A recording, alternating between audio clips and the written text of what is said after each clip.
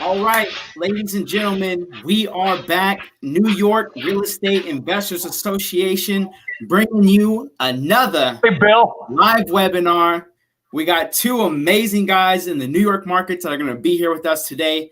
But before we get into all the goodness of today's event, we're just going to have a little fun. We're going to let people log on. We've got a bunch of people tuning in. We already got over 20 people now. We already got over 20 people. We just went live. So make sure you guys hit the like and share button. Tag your friends. Okay, let people know that you are learning, you're growing during these times.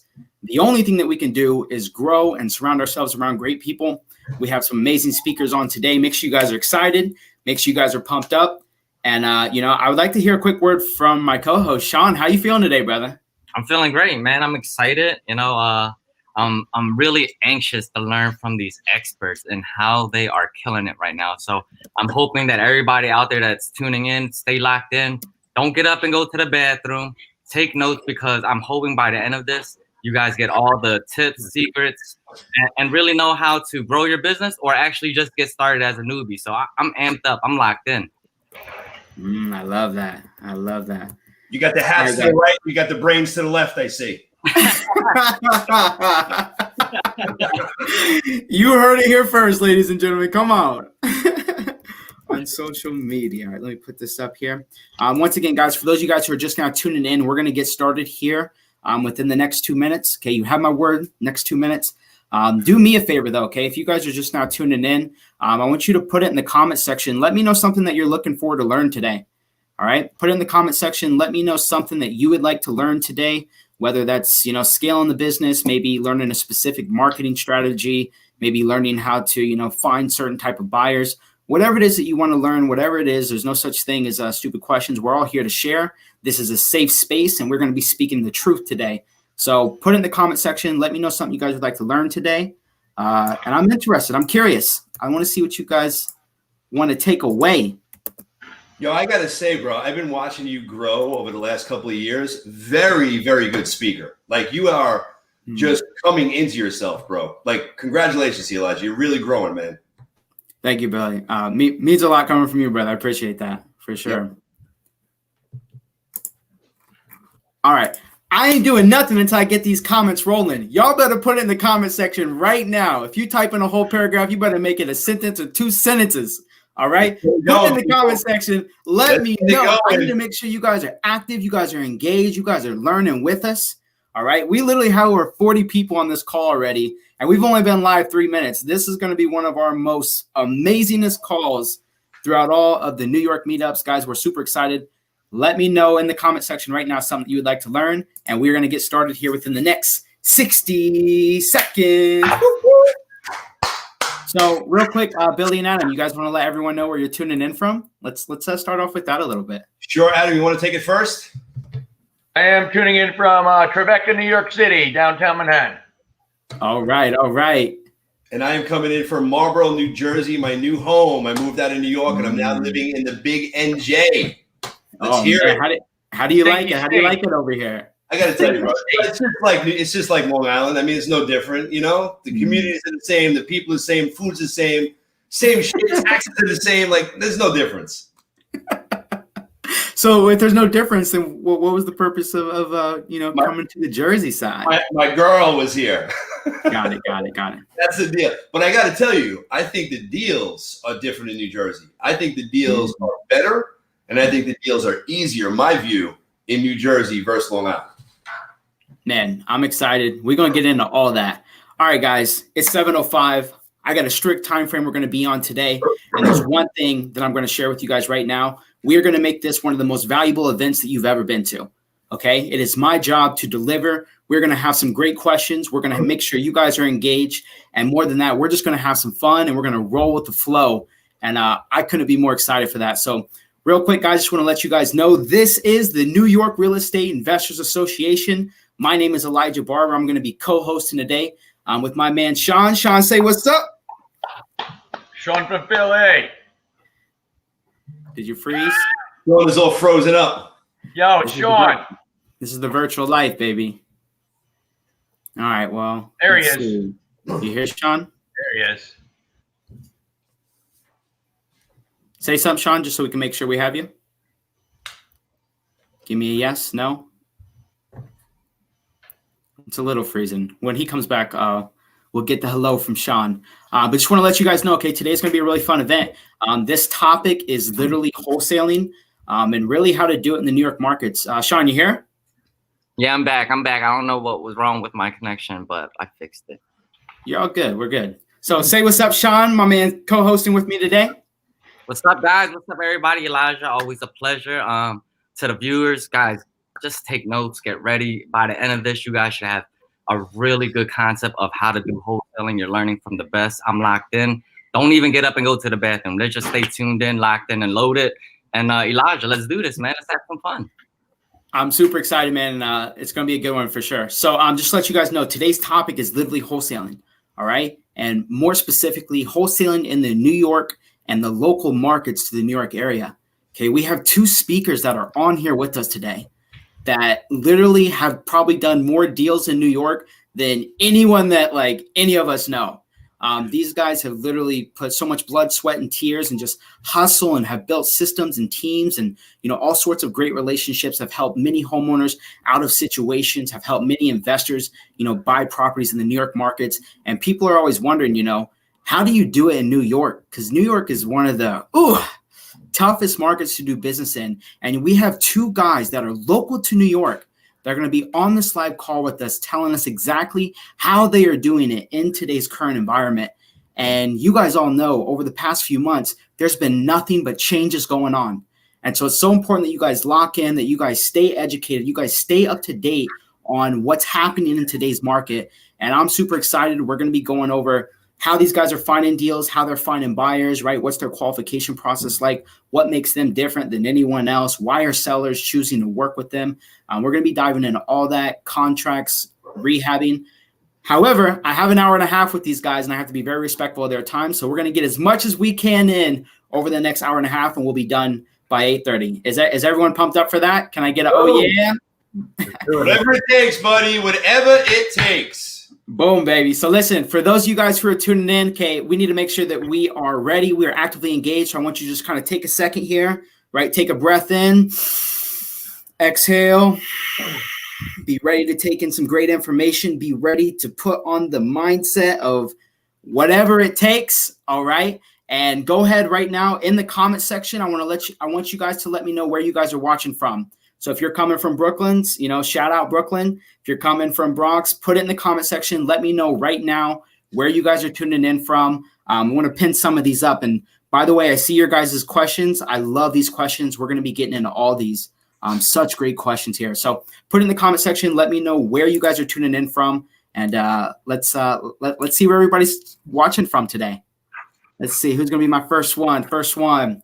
And also, we have a lot of people tuned in right now, so make sure you guys hit the like and share button. Share this with your guys' friends, okay? April coming from Upper East Side. Pleasure, yeah, April. Yeah. Thank you so much. Frankie's from the Bronx. Okay. Let's see. We got Long Island City, Queens in the building. Kristen from Upper East Side. We got Deborah. Whoa, we got a lot of people tuning in, guys. Deborah's from Brooklyn. Kayla is from Brooklyn. Shout out Brooklyn. A lot of Brooklyn showing up strong tonight, guys. I got to say. Look at Raj. Roger, East Elmhurst. We got high school picture, Raj. Oh, wow. We got Robert from Brooklyn. Wow, we got a lot of people from Brooklyn. Gaysing, Johansi, tuning in from Queens. We'll do this last one here from Jennifer. So listen, those of you guys watching the replay, definitely make sure you let me know where you're watching from. I come back, I read all the comments and all that stuff. So final announcement, and then we're going to get this event started, okay? Very important date. Please make sure you guys write this down. If you have any interest at all in the wholesaling space, or maybe you're already out there doing deals, maybe you're really trying to learn it, January 23rd, we are having our first virtual online wholesaling expo, okay? Which means that you can sit on your couch at your home from 9 a.m. to 5 p.m., and we're going to be delivering massive value in terms of we are bringing some of the top speakers in these markets that are going to be diving in the wholesaling process. We're going to have local attorneys, local construction guys on there so that they can literally break down exactly how they come up with their rehab numbers. And these are guys that are fixing up the house, that are rehabbing the houses. So you'll know exactly how to estimate rehabs, especially from someone who does it for a living. We're going to have, local wholesalers that are doing all kinds of business. So January 23rd, from 9 a.m. to 5 p.m., this is going to be our first ever virtual wholesale real estate summit. Ticket prices for these range from $50 up to $100 by the day of the event. We are giving out free live tickets on this call. Okay, so how do you get the free live ticket? Simply go in the comment section. I just put the link in the comment section. You need to register now, because if not, the prices, you're going to have to pay a price. And now's the only chance to get it for free. So go in the comment section, click that link. All the details will be there. You'll get to see the speakers, what they're speaking about, et cetera, et cetera. So go in the comment section, click the link, and register for that event on January 23rd. All right. Without any further ado, let's get today's show started. My name is Elijah. I'm pumped.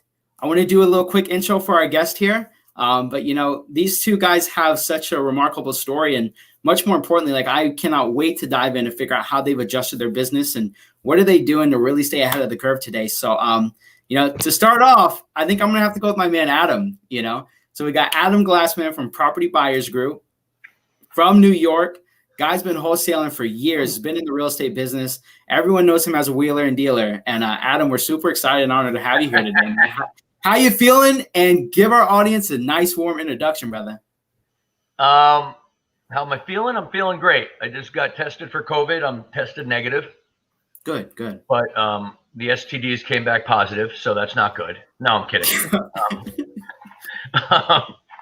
Adam's a jokester, just to let you guys know. He's a serious businessman, but he likes jokes.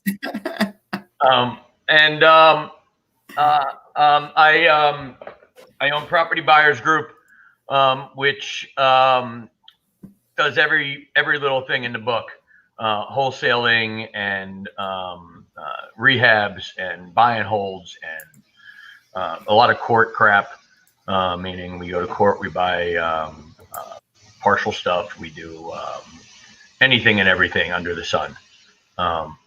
And we pretty much stick in the Long Island and the boroughs. Beautiful. Well, Adam, thanks so much for being on the call, man. We're excited to dive in with you. Up next, we have one of my personal favorites. All right. We got Billy Alvaro. I didn't say he was the only favorite. You also up there. One up. We had I brought him into you. I brought him into the Nick Tang group. You did. And I'm very grateful for that. All right. So we have Billy Alvaro.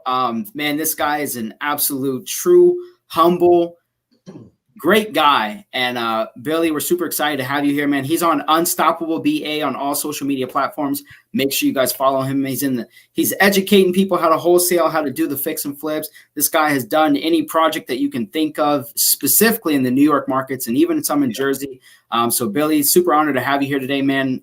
Same question. How you feeling? I feel the energy. How you feeling? And, warm intro for our audience, please. First off, before I begin, again to you, I've been watching you grow from a young man over the years. Bro, you're blossoming. So keep doing what you're doing. You're on the path. You are an inspirator. You're a young dude who has a shit ton of energy, and we appreciate you doing what you do. And your friend here, Radiant Sean, is that what he calls himself? I'm gonna get to know you too, bro. You got some good energy. Adam's been a friend of mine for 10 years now. And love and adore Adam. Him and I, we have a lot of fun. We go back and forth. We do deals. And so just about me, I'm feeling great. I'm full of energy. I've been doing deals full time since 2009. We have an investment company in New York. We have 14 guys that work there full time. Out here in Jersey, we have a team of 3. We wholesale. We renovate. We just started a construction company because we realized in order for us to really scale the construction business, you really have to own the talent. So we went ahead and we opened up a construction crew for those purposes. We're already seeing about a 30% decrease in our overall spend to get deals done. We have a private money fund. We have rentals, and any way I can help, any way I can serve, any way I can give information to the people on this podcast, on this stream, I'm willing to do. I have a podcast that kicked off about 2 months ago. It's been crushing it. It's called Unstoppable REI Wealth. You can find me on all the channels. It's killing it. I give out a shit ton of information. My goal with that podcast is one thing and one thing only: to give people the tools, tips, tricks, strategies, and secrets that I use and that my people that I'm interviewing use, so they can take it and actually put it to use and start making money. All the tools I have are on billysecrets.com. You can go right there and try them out. There's no cost, no obligation, no nothing. I just want to serve, man. I'm at a point in my life where I've made a shit ton, and it's about giving back. And I love doing shit like this with people like you. I love it. Such a Give it warm back, baby. introduction. Come on, baby. Come on. So listen, guys, once again, it's Unstoppable REI Wealth Podcast. Make sure you check out Billy. But be ready for today's info because we're going to have a lot of fun. So for the audience, for you guys watching, okay, please use the comment section as our place to network. If you guys have any questions, if you guys want to network with each other, use that comment section. That's what it's there for. So any questions that you guys have, please put them in the comment section. I'm going to pin them up. So I won't pin them up right there, but I'll pin them up at the end, and we will get all your guys' question answered, and we'll make sure of that. So let's kind of go ahead and get started here. To start off, right, there's been a lot of stuff going on over the past year. And I would like to do a quick little intro kind of on how you guys got into real estate. And then once we get done with that, I would like to know how you guys did your first wholesale deal. So what were you doing before you got into real estate? How did the transition happen? How did you get into real estate? And then I'll take it over from the next question from there. So let's go ahead and start off with Adam. Well, I wasn't even in real estate. I always wanted to be in real estate when I was younger. I wanted to own casinos because, I don't know why, because I like the action, and I always went to casinos when I was younger. And on vacation or wherever, and we were always around hotels and blah blah blah, and I ended up being in the hotel business, and I went off to college, got in the hotel business and catering business. I was a chef for years, and then catering business when I was back in New York, opening clubs and catering halls and all that stuff, and I just got sick of working for the man over the years. And then in 2012, I said, screw it. I was either going to be a stockbroker or trade for myself, which wasn't working out well because I lost most of my money. I'm trading myself, and I wasn't really good at it. Or get into real estate, which I really enjoyed because living in New York City and walking around and seeing, what's going on. Yeah. And seeing people own properties, and, real estate, is real estate. Most people are very, very, very, the most wealthiest people around are involved in real estate in some way or another. So I said, screw it, and quit what I was doing. Luckily, at the time I was married, currently still married, legally, common law. And I was fortunate enough to have money in the bank and a wife that supported me, and had made a good living, and I was able to do it on my own. And I started up, and I joined one of these fancy groups that you see late night TV, and studied and started working and doing my shit, and here I am. I love it. So for you actually had a lot of stuff going on, and you're like, I know people that are in real estate, they have money, and you're like, maybe I want to create that lifestyle for myself. And for you ran across a program that was offered. Yeah, one of those late night things. Yeah. Like a Fortune Builders or something like that. Yeah. One of those big companies out there that are successful, and they guide you to the promised land. Which 90% of the people don't believe in any of that, but there is a percentage that do. And I followed the path, and it gives you a little push, and that's what I did. And I came up with the logo and all that BS that you go through, and the name of the company, and incorporate it, and create all the marketing materials and websites and all that stuff that you do when you start out. Yeah.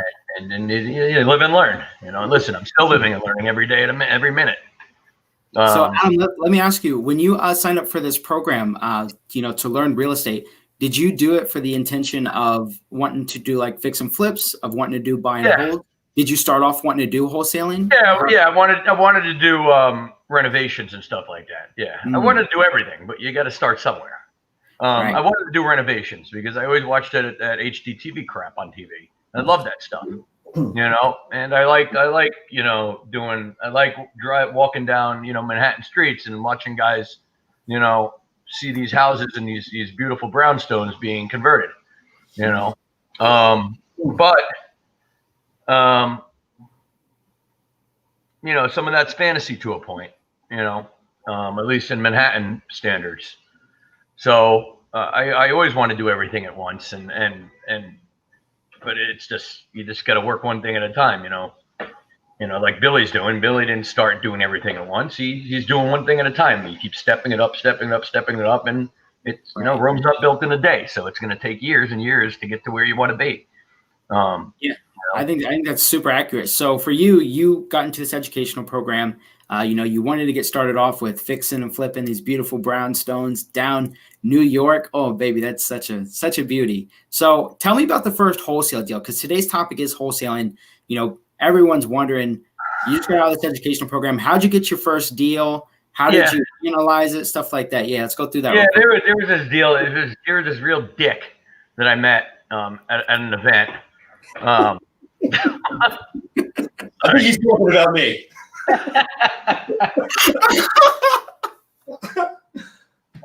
Go ahead. What Adam's not telling you is he spent 40 grand on a course, and then he joined the Billy group, and I trained him. That's what he's not. There we go. 30 grand. So I got this call from a guy. I recollect. I tell the story all the time when I meet with you guys. I think it was in Plainview, New York. Someone passed away, and the father or the priest or somebody inherited the house. He was on the will, and I'm like, I don't know what the hell to do. And I built a nice rapport with the guy on. And I'm like, there was one guy I met, and it was Billy. And I met Billy through an event I threw in New York City, and Billy came. He is always out there networking, like I do. I'm a networking king. Yeah. And I said, I met Billy a long time ago in New York, and he was the only one really doing deals. Out of all these people that showed up, maybe 15 people showed up, and he was the only one doing deals. And I'm like, I went to my partner at that point, this guy Mike, and I'm like, dude, stay on top of this guy. This guy is the guy we want to surround ourselves with smarter people that know what the hell they're doing. Even if we're giving up, a bigger amount of money, who cares? At least you make your money back on at least a course originally. That's what you want to pay back immediately. 30 grand, you get your 30 grand back. It's boom, you're back in the game. So I know I got this call from a guy after doing some of the marketing from this course, out of state owners or whatever it was, or what was it?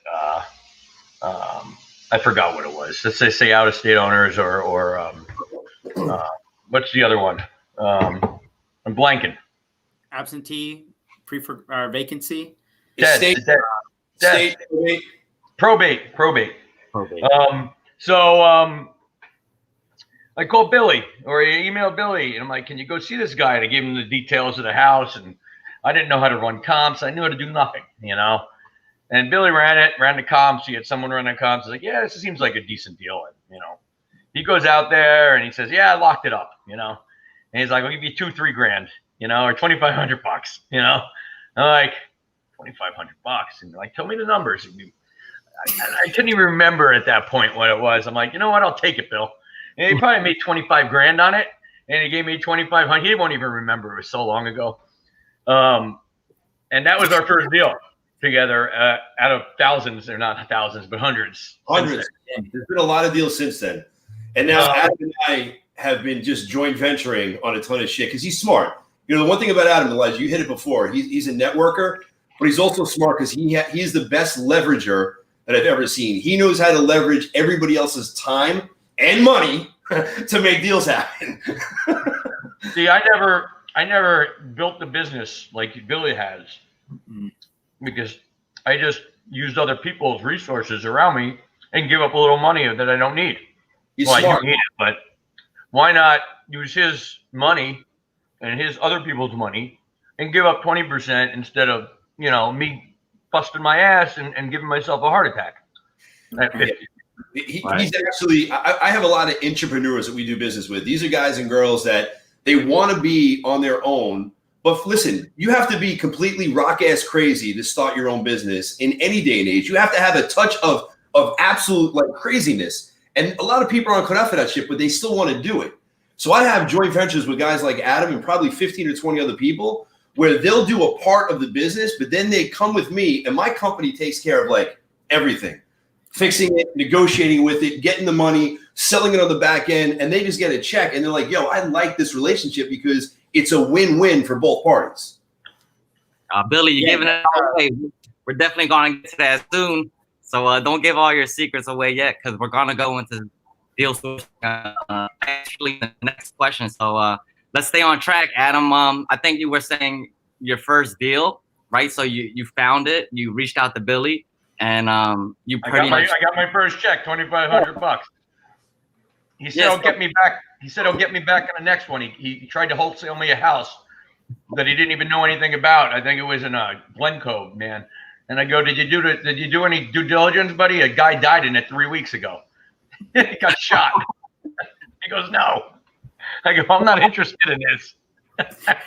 So Adam, from that first deal that you did with him, how did that make you transition to like finding it going forward? How are you deal sourcing right after that now? I just kept marketing and marketing and marketing, you know, and networking and marketing and networking and marketing. That's it, man. You got to market. You know, deals just don't happen. You know, back then, you know, internet wasn't that big, you know, 10 years ago. It's gotten a lot different. Facebook and Instagram and whatever else, and pay-per-click and SEO and all that stuff. It's gotten a lot different. Again, I stopped doing a lot of that only because I'm a networker, meaning I met a couple guys that give me leads, a lot of them. Right. And they give me real leads, and these leads are very good leads. And these leads, if I don't pay for them unless I convert, meaning only if I sign them and sell them and make money on them. Right. You know, and those are like a finder's fee, a couple grand or whatever it is, 2,000, 3,000, 4,000, whatever the deal is, you know, you know, and that's the deal on them. And sometimes these leads, you know, me and Billy work together on them, meaning I'll call his head of sales and say, hey, you know, I know you probably have this lead. Why beat each other up? Why don't we go against you? Why are we going against each other? Let's fucking partner, or let's just fucking, excuse my language, let's just get the deal and make a little bit of money, etc. You know, because, you know, it is a small world. Right. So what you're doing, massively networking, right? How you're getting, you're getting a lot of referrals. What you're doing is analyzing it from there and giving them a referral or a piece of the cut of the pie, pretty much. Yeah, everybody gets paid. Everybody gets paid some way or another. So Adam, quick question, and then we'll transition here to Billy. When you're meeting these people, like what are you saying to them? Is there like a specific thing that you're saying? Like, are you like how do you introduce yourself to people? What do you mean to what kind of people are you talking about to the? Yeah, I mean, like for example, you are such a good networker that you connect with multiple people, and so like when you introduce yourself to someone, like what's that process like? Because some people are new on here, and you know maybe they're out there networking, but they just don't know how to introduce themselves. So how would you do that? Like just going to an event you're talking about? Sure. Yep. I'm a hand model.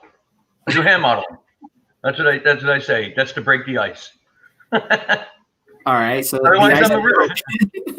funny thing is, he's not kidding. That's his opening line. When he meets women, when he's networking, he's a hand model. It's usually an ass model, but that's not going to work in this you know. So you bring comedy in to just break the ice and to open things up. Comedy only works. Comedy only works. You got to be. You'd be dead tomorrow, Elijah. You know, this world is crazy. You got to have fun, you know, regardless, you know.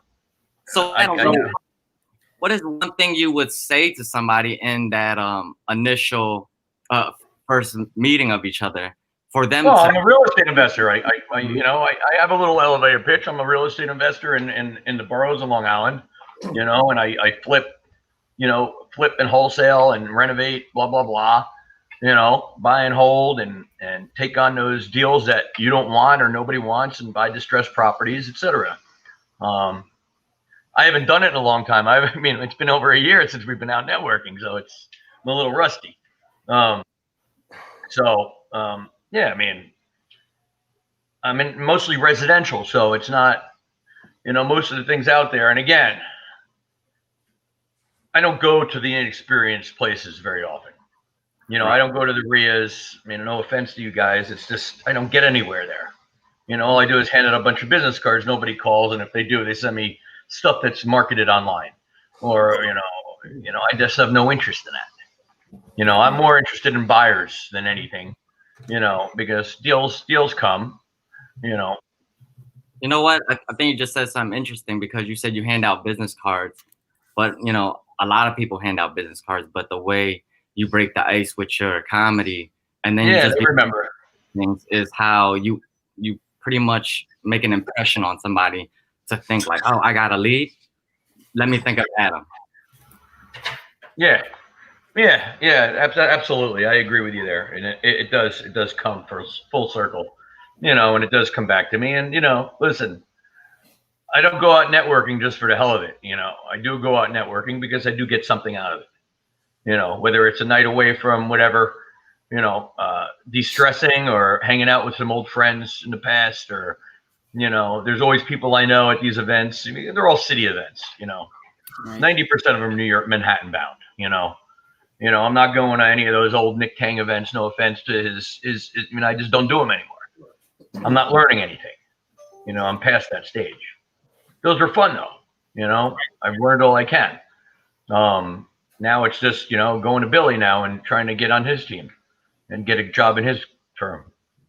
That hasn't worked out too well. You got like 12, 15 deals in the pipeline with me now. I mean, you're doing something right. They're all in court. That's true. It's happening though. So a few really good points to kind of hit there. Number one is you're always going to be meeting people. And knowing that you're always going to be meeting people, like always be ready just to add value in a way that could be you just telling them that, you buy real estate, and if they know anyone, like, hey, you'd love a connection so you can meet them.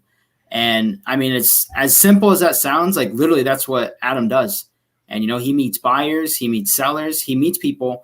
And then once you find out who these people are, you can connect them with someone, such as with Billy or with someone who's qualified to help them with what they need help with. And I think that's such a beautiful way to do it. So that is good. Let's transition. Well, 90% of my business is me and wholesaling and making, most of the money. Again, it's sure. Yeah. I always want to make a cut off something. I like to help people out, but I also want to make money. I got mortgages.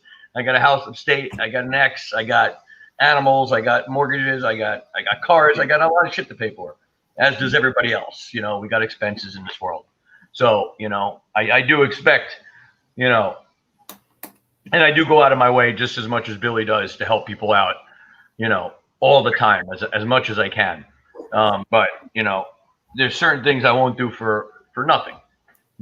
When I refer agents, I get commissions because I'm also licensed. I'll be more than happy to do that, but, the agents I know, I'm getting kickback. So, things like that. It's an extra stream of income.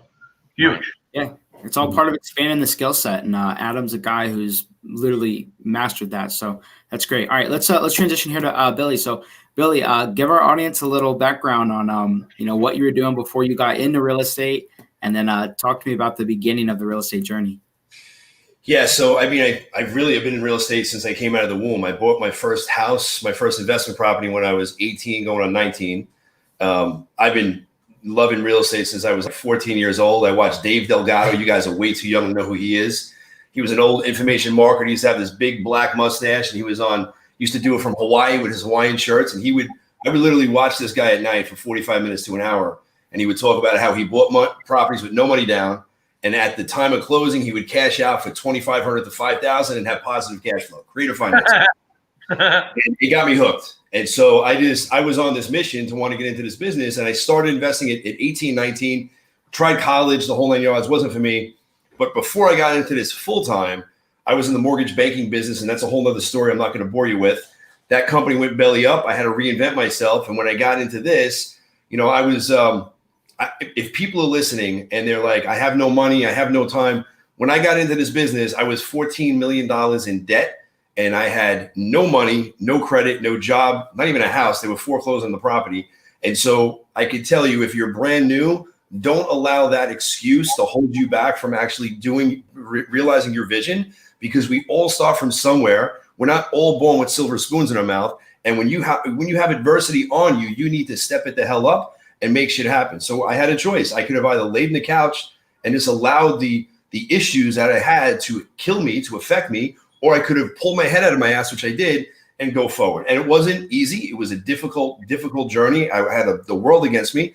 But when you really want something bad enough, I think you'll figure out a way to make it happen. And when you put it out to the universe, like, opportunities start to come your way, but you need to be smart enough to realize what these opportunities are and then act on it. And you need to implement and act like an animal. You know, I talk about whatever it takes. I talk about MFA, massive, I'm going to call it freaking action. I don't want to curse in this podcast, but sometimes when you have the weight of the world on your shoulders, you can't take MFA on a daily basis, because like, you don't have the ability to do anything. So you need to make small, consistent wins on a daily basis. For me, those small wins were just getting up off the couch and taking a shower. Like, that was a win when I was doing this. But then when I got into it and I started really hustling the real estate, my first wholesale deal, man, I knocked it. Like, I knocked it out of the ballpark. It was a $65,000 deal. Wow. And I happened upon it by accident. The first wholesale, I renovated a couple. And then I'm like, shit, I'm running out of money. I need to like figure out how to keep the flow. And I found this deal. I didn't want to renovate. I locked it up and I signed the contract. I actually closed on it, used the buyer's money to close. So it was a quasi wholesale, double close type deal. But I walked out with 65 G's and I'm like, yo, I'm hooked. Like, I'm hooked on this business. And that was like the beginning of me just going full focus on really building this business from the ground floor up, like systematizing it, just like everybody speaks about, systematizing your business. I systematize it in such a way where by 2017, I was working 10 hours a week and I had the full company just running everything for me. And I was just like enjoying life. COVID hit. I went right back into like war zone mode. I got strict, really focused on what we were doing. And now I have a plan for the next 5 to 10 years of where we're going to take the business here and nationally, both with not just real. I mean, wholesaling is great, but the building side of it, I love wholesaling. I'm never going to get rid of that business. The building side is phenomenal. The apartment business is phenomenal, but you have to, when you start out in this business, you have to start with a clear focus. And that the easiest way to get started is what you guys are speaking about tonight, which is wholesaling. I love it. Sean, you have a question? Yeah, Billy. I loved all of that, you know, the whatever it takes mentality that you're pretty much talking about. But I didn't really get a sense of idea of what you did prior to that. Like, what was your profession before you really jumped into real estate? So I got into the mortgage business by accident. I was a bartender down in Florida. God. And I was slinging drinks for like 3 or 4 years, loving life and having a great time on the beach in Florida, like loving life. And, you know, I believe people come into your life at the right times for the right reasons. And like I said earlier, when opportunities happen, you need to be smart enough to act on them. I was at this bar and there was this guy, Kelly, and he was a good man, but he had some evil sides to him. He was a drug dealer, coke dealer, and he was a bookie. But he had a good heart. He just went down this wrong path. But he was a good man. And he took a liking to me, man. He's like, yo, you got to get out from underneath this bar. And he met a gentleman, Robert Artinian, who lived in Florida, who was an older guy who was looking for a protege to train in the mortgage business. And Kelly told me about this guy. And because I was making money and I was young, I think I was 25 years old at the time, 25, 26, around there. I kind of listened to him like, you know, I don't have college. I don't have this. So I used the excuses of not to take action. But because he was persistent, he actually forced me, almost strangled me, and be like, look, you're gonna call. He had those big ass phones back then. They were like this big on the bar because there was no cell phones like this. And he's like, you're gonna call this guy now, and you're gonna go see him tomorrow because I'm telling you this is gonna change your life. I got a feeling. So I'm like, all right, man, I'll do it.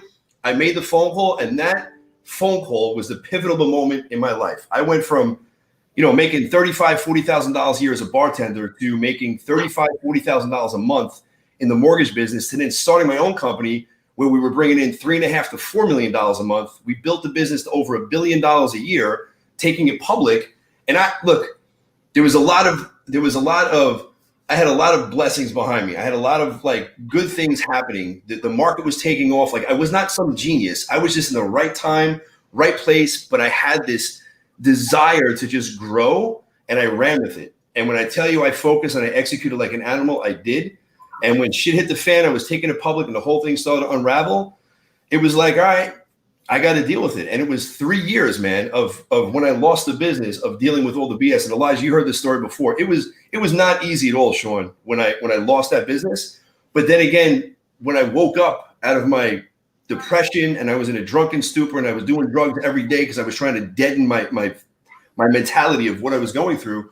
When I woke up and got out of it, I realized that my mentality, anybody that's listening, you can do whatever you firmly plant in your mind, but you have to believe it and then you need to act on it. And once I believed it, and I had my awakening, July 4th, 2009, when I woke up, Independence Day, I started executing again, and it wasn't easy, but I saw the vision, just like I saw the vision when I had the mortgage company. I saw it before I had it. And that's key. You had to see things. You need to see into the future of where you're going. And then you need to come back in the present day and you need to take consistent daily steps on a daily basis. And then what happens is you start to get momentum. And once you start to get momentum, you start things just start happening. That's when you can start taking MFA, massive fucking action. But it takes small, consistent daily steps in order to get there. Step by step. I love it. I meant bartender. And it sounds like you had somebody really come into your workplace and push you. They must have seen something to push you the way they did, right? The way he did. He pretty much gave you this huge opportunity, and you got it. You got it in small increments. I really love that. So I really want to now get into how you did get into your first wholesale deal, and how you found it. Just like how you found it. You found the buyer and all right, I'll go through it because I remember it. You always remember you first, right? You always do. So I had a small little joint venture going with like 4 guys, and we had found a small property in Ronkonkoma it was an REO that we were renovating. So we pulled some money together. My job was to raise the capital. So I raised the money. This guy found it, and another guy was renovating it. And we're doing the deal. And as I pull up to the house, I look at the house next door and I see the grass is like 6 foot high. I see the front doors like crooked a little bit.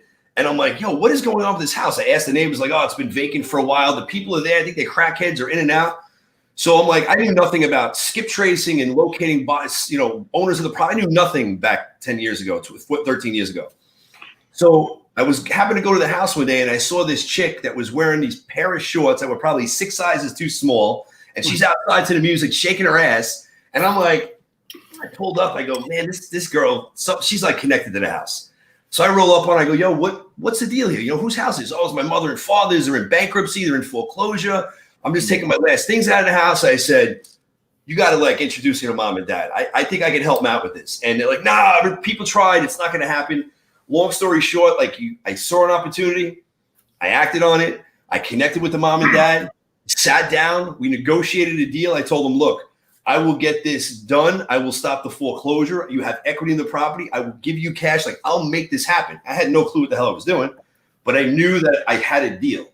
And so I just went in research mode, figured it out, locked up the deal, contacted the guy. I'm like, yo, I want to, and now I was thinking, I have no money to buy this thing and renovate it. So how am I going to do it? Little fucking Google action, wholesale. All right, let me figure this out. And I locked it up. I had them sign a document that allowed me to put it on MLS. I put it on the MLS as a contract vendee. I had floods of buyers coming in. I had another guy at the time. Back then, you could close on a property and then resell it FHA, not FHA, conventional, and they can get it. So it was like a wholesale deal, quasi, but not really, double closed. We ended up walking out of this thing with 65 G's. And I was hooked. Hold on. So if you guys are listening, viewers, I mean, you said some key things that wholesalers always look for. And what you look for was where it was a nearby project you already had going, right? And then you notice typical things that stand out for us wholesalers to see. High grass, a lot of mail, right? Then what did you do after? You pretty much, I was like, I need to find some type of relationship to this house to get me progressed forward, right? And then you saw the daughter, right? I believe it was a daughter, just out in the front. And I think you got really lucky with that. And then your next thing was you got it on the contract. Now, my question is, where did you get your contract? If this was your first wholesale, how did you know what would work? Where did I get my contract? I contacted. Actually, I think I used a bullshit. It was a horrible contract. I did. It was like a BS contract that would never hold up in court. Downloaded it from online, went to the house and had them sign. It was a 2-page BS, horrible looking back, horrible contract that they signed. But I'm like, yo, I'm not going to allow me not having something to hold me back. So I just figured it out, and I just figured it out and executed. You know, nowadays, that house, you know, people that are on here, you're listening, you have apps on your phone. You could be driving virtually on your phone and find vacant properties and send out mailers. Like, there's so much technology. Like, if you're in this business, getting into it now, you have such a freaking advantage because you have technology that can do anything you want with a click of a button. 14 years ago, it was a lot of manual labor. If you go to Deal Machine or you go to BillySecrets.com, I have a list of all this shit, and there's no charge for this stuff. All this stuff I use, you go there, everything my team uses, everything my coaching students use, there's a list of it. And it's simple tools that everybody can tap into to start leveraging and start marketing and find vacant houses and mail to them and find their telephone numbers and who owns it. Is it in foreclosure? Is it in estate? Is it a probate? Like, technology, Elijah. Technology is cranking in 2021. Wow. Which is no reason why you guys shouldn't be getting started, especially if you have any interest at all. You just heard 2 incredible stories on like how these guys were doing the bare necessity to get by in life to, you know, really take the necessary steps to live a great life. So I think that's great. I kind of want to transition now here. We're going to go back to Adam, and I want to know what the biggest difference has been, you know, over the past few months. So we had COVID that hit, you know, How did business adjust for you? And then what is it like today to source deals? Like, what's like the number one way? So talk about the adjustment that took place. You know, what changes did you guys see? And then what are you guys doing right now to source deals in today's market in the New York areas? Well, when COVID hit, no one knew what to do. You know, I know Billy stopped marketing 100%. You know, I was never really marketing back then. You know, deals were coming in. You know, we were just assuming, you know, and I would talk to people, you know, just assume like, you know, 15 to 20% less because we didn't know. Nothing was trading yet, you know, until we figured out how stupid our city was and our government and our politics in Manhattan and how many people were going to shift out and start buying like a bunch of maniacs, you know, going to the burbs, whether it's Jersey, Westchester, Long Island, or wherever, you know, they were heading. I don't know how it is anywhere else in the country because I don't really follow the rest of the country. I just follow the metro New York area. Adam, so prior to COVID, you were networking a lot to source deals, right? How many deals were you closing on average monthly? Well, it varies, you know. I mean, I got deals always in the pipeline. You know, me and Billy have deals in the pipeline. I have deals in the pipeline myself. So on average, what would you say if you can give it a number? Average what? A month, a year, a month, maybe 3 to 4 a month. So 3 to 4 a month. How many leads have to come in for you to get to that 3 or 4? A lot. Like, would you say hundreds, thousands? Hundreds. Okay, because you're not paying for marketing and stuff. So it's. I am paying for marketing. I am paying. Don't get me wrong. I'm not paying for a lot. I'm not doing massive amounts of marketing. Someone like Billy or some other companies out there. Right. How much a month would you say you're paying for? Anywhere about, you know, $2,000 a month. Okay, so $2,000 a month. You're getting about a few hundred leads. Out of the few hundred, you get to close 3 or 4. I just want the viewers to actually hear your numbers. Yeah, I mean, that's a good return. Yeah, it's a big numbers game, and I want them to hear like 2,000. You need to talk to people all day long, you know. Yeah, if you guys are listening, 2,000 leads. I'm at $2,000 a month.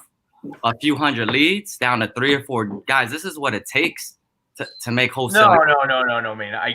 To get 300 leads, you're not going to spend $2,000. Trust me. You spend a lot more than that to get 300. Oh, okay. Yeah. But on average, 2,000, you would say. Was your no? That's not. You asked me what I was spending. I said I was spending around $2,000 on marketing. I was getting leads from other places as well. Gotcha. I mean, I get 20 to 25 leads a week from people like I knew. Right. Okay. So now that COVID has hit, how did you transition that to continue? It didn't really affect much, to be honest with you. At least in my end. I mean, I'm still getting leads. People are still calling. People are still asking for crazy numbers on their houses. The Long Island, obviously the Long Island market, people are asking for they think they're sitting on gold. Obviously, the houses, like since we have an eviction moratorium going on, going till May now, or May I think it is now, which is a challenge because many investors, especially myself, I hate to get involved in buying any of those houses, anything that's occupied with non-paying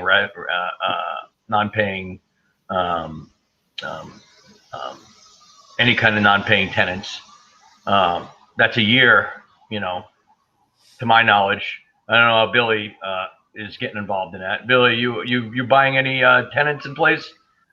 Not in New York, no. No.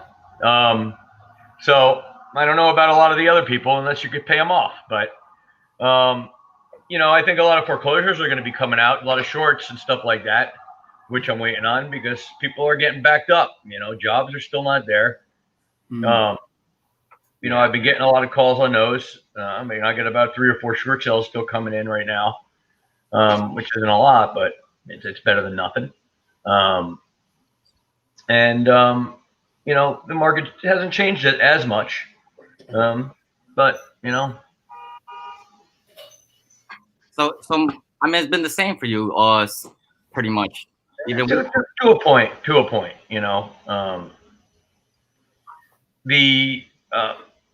We had a house that sold recently, me and Billy, out in Brentwood, New York, that sold for like $60,000 over the comps.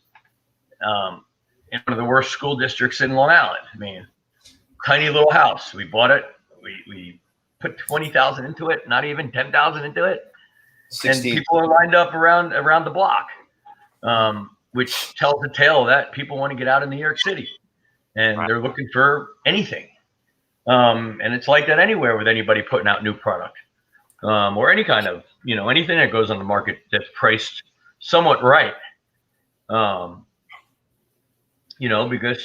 especially if they have kids, that's what 90% of the buyers are going out. They're leaving the city, or the Brooklyns or the Queens and stuff like that, and they're leaving the city. So yeah, any of that, the suburbs are jumping on sales. The wholesales, yeah. I mean, people are paying crazy prices on some of them. When I was talking to Bill the other day, he says, yeah, people are paying crazy prices. I'm like, listen, I lost 2 of these damn deals. I mean, I don't understand how these people are paying these damn prices. I don't want to lock them in and get stuck with these damn things. Right. When, it's an 8% return when I run my numbers, no matter what. I can't push it, and I know where my max allowable offer will be. So, I'm not going to take the risk, even during this COVID and how, people are pushing the needle. So Adam, would you say that these are other investors that are coming in and paying more than what your offer would be, or like, do you find these being like homeowners that are paying? It's a more? mix. It's a mix. Mm-hmm. It's a mix. There's a lot of dumb investors. We're still saturated with dumb investors. Right. There's a lot of dumb investors. Listen, I can't tell people how they're buying. Everybody buys differently. That investor might be a contractor himself that's using his own money, his physical cash. So he's not borrowing that money. He's not paying the extra 20% to, a contractor. He's not paying a 15% or a 10%, 12% to a hard money lender or a private lender, so he can pay the extra 15% more than I pay. Who knows? He might be holding it, so, everybody's different, but your average Joe, buyer, like myself, or, any kind of investor that, knows how to do what they're doing, your offer should be coming in right around the same price if you know what you're doing. Right. So let's get into that a little bit, and then we'll transition back here to Billy. So for you, when it comes to analyzing this deal, right, you did what you had to do to get the lead in front of you, to get the seller or the buyer on board. What's your process to know that a deal is a good deal? Like, how do you go through that for yourself? I just run numbers, very simple numbers right off the top. I run my, MAO formula. You take your, right off the bat, I just take it off my head. Your ARV, after repair value, times 0.7, at least I do in New York, and minus your construction costs. And then I'll get an average of what your offer should be, give or take. If we're nowhere near that, I don't even deal with it. You said you want 500, and I just look quickly, and I'm like, nothing anywhere in that number. I don't even waste any time. I just go to my second. Boom. I go. You're looking for retail. How about you think about listing it? Have you thought about that? And then I go my real estate agent hat. That sounds like a great plan. All right, Billy. So I remember whenever COVID hit, we actually had you on the call. And I remember you saying that, hey, we're putting a break to marketing right now. I need to see where this thing's going before I make my next move. So can you kind of talk to our audience a little bit about that process? And then let's dive into kind of what you guys are doing today, especially all the great things you guys are doing. So, yeah. I mean, a lot of people on here seem like they're going to be new, and I want them to get value. So I don't know how much value this is going to add. But when COVID hit, I went right back to 2007-8 when the market crash happened. And I just went into like war zone mode. And I just locked myself in my home office here for 3 days and figured out where my expenses were, what I needed to cut back, and how I was going to survive. Because I honestly thought this market was going to implode. I did not see it happening the way it did and having this thing explode outside the boroughs the way it's happening. So March happened. By the end of March, I cut back about $72,000 a month in overhead. Some of it I renegotiated my debt down. Some I just put a stop. Some I just killed altogether. Stop marketing because, pre-COVID, we were putting out 100,000 mail pieces a month. We had TV commercials. We had radio commercials plus the radio show. We had Google pay-per-click, telemarketers, door knockers, bandit signs. Like, it's a machine that we have. We have a well-oiled machine that just consistently was driving in thousands of calls a month. Those thousands of calls, 40% were dead right off the bat. There were FU taking you off your list, or it was a retail listing that we would refer out to a realtor. You're down to 60%. Of those 60, we were able to book about 45 to 50% of them as appointments. Of those 45 to 50% of appointments, my top guy was closing 30% of them. My lowest guy was closing 18%. I had a bunch of shit right in the middle. And we were just turning deals out like crazy. COVID hit, brakes on, everything stopped. I mean, I literally pulled the plug to see what the hell was going to go on. And what I realized is that you really don't need to spend all that money on marketing, because pre-COVID, we were doing 12 to 18 deals a month, some months 22 deals. COVID hits, we stopped marketing. We're still doing 8 to 12 deals a month. Why? Because we had a database of thousands of names in it that we just remarketed to those people. So what did we do? We didn't stop marketing. We stopped marketing for lead gen, but we continued marketing for lead nurturing. And that's huge. So we did text blast, email blast, phone call, and direct mail to the leads we had in our database, and it worked. I didn't start marketing, truth be told, until 3 weeks ago. I just started marketing again in January. Why? Because look, we had a good year in 2020. We had a more profitable year in 2020 than we did in 2019 because we made all these moves. And once I realized I don't need to put out that much to get a return, I think COVID to me revitalized, changed my whole business. I went 100% virtual. I am lean, mean, and extremely tight, and we are just killing it. One of the questions I get asked a lot, Elijah, is what marketing works the best? And I can tell you, there's no one thing that works the best. You just need to start with a thing, whether it's bandit signs or whether it's cold calling or door knocking or vacant houses or a little bit of direct mail. Start with one thing. Get that one thing going. If you have no time, you have no money, but you have time, door knock, telemarket, vacant houses. Like I got my start doing that business. The vacant side is how I got my start when I was $14 million in debt. I had no money, but I had time. I went after the vacants. Yo, if a person's house is vacant because they passed away, they got divorced, or it's in bankruptcy or foreclosure, do you think they're not going to be willing to want to do that deal if you locate them? They will. So I would start with that area. And then as you start making money, you systematize your business. You start adding small little pieces into the business that consistently drive in leads. And then you slowly pull yourself out and you hire others to do it for you. I think you're on mute, Elijah. Yeah. Sean, you have some questions? I want to say, I think you just gave what people were asking for, like somewhat of a way to start if you have no money. And you said how to do it, door knock, call. And if somebody, whoever's listening, actually hears that and say if they go door knock tomorrow, you guys have access. I'm sure, call Billy, right? Call Billy or Adam. I'm sure you guys will actually walk them through what that next step is. You know, so I think Billy's emphasizing that you should focus on one step at a time. I think you want such a bigger picture, but if you haven't done step A, which is door knock, step 2 is just bring it to Billy or Adam, and then they will tell you and walk you through how to get this wholesale deal accomplished. I'm sure that Billy and Adam will also tell you, okay, you have this lead now, Elijah, go get it for this price, you know. And if you guys just listen to what they're saying, you know, they're giving you the tips on step by step how to get this done, and they're also here to help, you know. Billy, my full team, Sean, like I have a bunch, literally hundreds of people that are bringing us in deals, and I wish I was able to like do it all myself. But the beauty of having a business and having a team and having it systematized is that when people out there listening want to do business with us, they can become an entrepreneur and leverage my whole company. My acquisitions team is added to a system, my liquidation. I just had a girl here in New Jersey who locked up a deal. My girl, Nicole, who I trained, helped her get the deal under contract. She got on the contract for $2 million. We thought we were going to sell for $215. My team in the back office, Joe, got that property sold for $232. This chick's walking out with a shit ton of money, not knowing a damn thing about wholesaling, simply because she was smart like Adam and she tapped the network. Everybody made money. My student made money. My back office made money. My girl, Nicole, made money. I made money. My bookkeeper, everybody gets a piece. So like, don't be afraid. Reach out to them, whether it's me or Adam or somebody else in your local area. If you're going to get into this business, you need to have mentors, and you need to, I think it was Elijah who said it earlier, maybe it was Sean, you need to bring something of value. You can't be a sucker where all you want to do is take from people.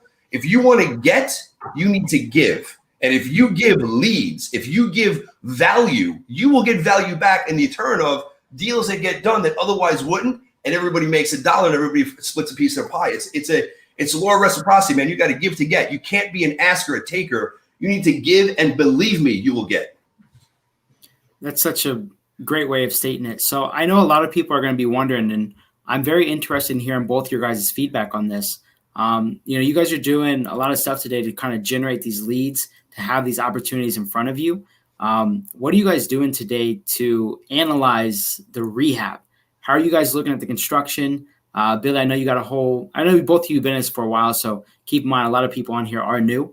But how are you guys analyzing the construction aspect of these properties? Perfect. So, Adam, can I take this? Yeah, because I give all my renovations go to Billy. So, without having an understanding of true construction, going in there and line by line breaking it down, because you really need to know what you're doing if you get into it on that aspect. Quick rules of thumb. I'm a rule of thumb guy. Like, if I look at a house, my people look at a house, they're not 100% on with what they're going to do, but they have a general idea of what it's going to cost. How do you do it? I saw a question here. Somebody asked it. Simple. It's square footage times a dollar amount for a full rehab, a medium rehab, or a light rehab. So what do I use? In the New York area versus New Jersey, because New Jersey, I have a full construction crew that we have, so my costs are a lot lower. So I'm going to give you, if you were to sub everything out, if you're going to do a full gut right now based on COVID, because prices of everything went up, it's going to cost you between $65 and $70 for a full gut. What's a full gut? I'm talking roofing, siding, windows, interior, taking out the walls, insulation, sheetrock, spackle paint, kitchen bed. That's a $65 to $70. So if you have a 1,500 square foot home, you multiply it by $6,750 right in the middle, you're going to come up with your average rehab cost for that home. Now, if you look at the home and you look at it and you say, man, the roof looks great. Roof was done 20 years ago, 15 years ago. It's in good shape. The siding is good. The window is good. But interior, it's ugly. It needs some work. It's a medium rehab. You're going to multiply $45, $47 per square foot. You go in, your house looks great. It just needs a little lipstick. You might multiply that by 15 to 20, depending. And I'm talking New York, New Jersey. There's some places out in Ohio, full gut renovations, you're getting done for $30 a square foot. You're not going to do that shit here. So that's rule of thumb, right? You have to have rules of thumb. Adam gave you a very good rule of thumb before. If you want to figure out what you can afford to buy the property for, you go out, and we'll teach you how to do ARV or after repair value. As long as you have your ARV, you multiply that by 70% minus your repair costs, which I just taught you. That's going to be your maximum allowable offer. You never start off with that offer. You start off a little bit lower. And little trick of the trade, you never give a number to the seller first. When you're interviewing a seller, when you're trying to get them to know, like, and trust you, it's all about building rapport. You have got to build yourself up to a point where they know, like, and trust you, and they're actually telling you what they would sell the property for. Sometimes you have to ask. Sometimes they have diarrhea of the mouth, and they just spill it out. Yeah. That's, first of all, that's greatly stated. I remember one of the first contractors I met, he said something very similar. He's like, have a rough rule, and then when you get out there, you can verify. And I feel like, doesn't that make you more, resourceful in the market? Because you can just figure that out really quickly. You don't have to overthink things. So it actually makes it really simple. Man, the name of the business, Elijah, is just keeping it simple, stupid. You're not going to be a contractor. You're not going to want to know the details of everything. You're just going to want to have quick rules of thumb so you can make offers to lock up properties. Because look, guys, you're not going to make any money if you don't talk to sellers. If you don't make offers, you're not going to get any contracts. If you don't get any contracts, you're not going to turn the deals in the back end. So it all starts with that initial conversation with the seller, being comfortable on speaking, and then having quick rules of thumb, that you can just spit out, quick calculate, and know what to offer. And guess what? You're never going to be 100% right. Who cares? Who cares? You figure it out as you go. Right. Yeah, that's spot on. So for you guys that are posting questions, I see your questions, such great questions. We're going to get to your questions here in the next few minutes. Keep your questions coming. All right. I want to transition here real quick to, we've covered construction. We've covered, lead generation, how you guys are analyzing deals. What are you guys doing today in today's market to find buyers? And is it easier today? Do you notice that there's a lot more buyers? Is it easier to find these buyers? What are your thoughts on that aspect of the business right now? We'll start with Adam. I mean, yeah, it's pretty much the same. I mean, the buyers are buyers. You said? Yeah, buyers. Oh, buyers. Buyers are a dime a dozen. They're everywhere. I mean, it's just they're overpaying, they're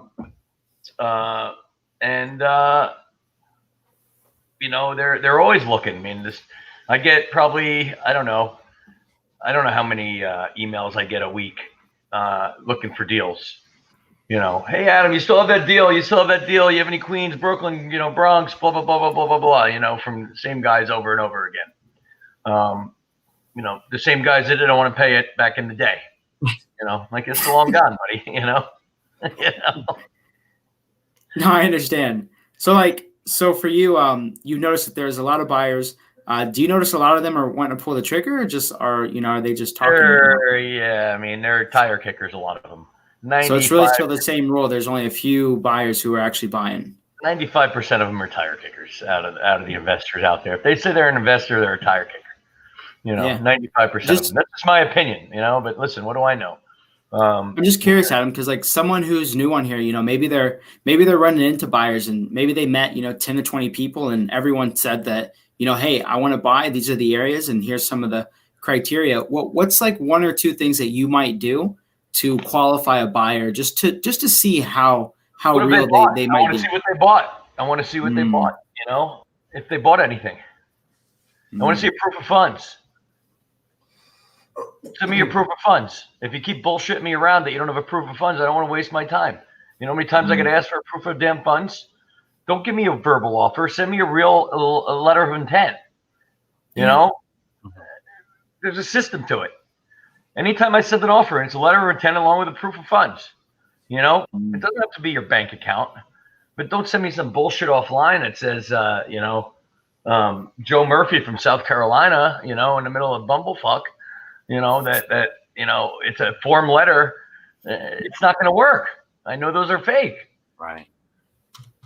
Hey, Wasting my time.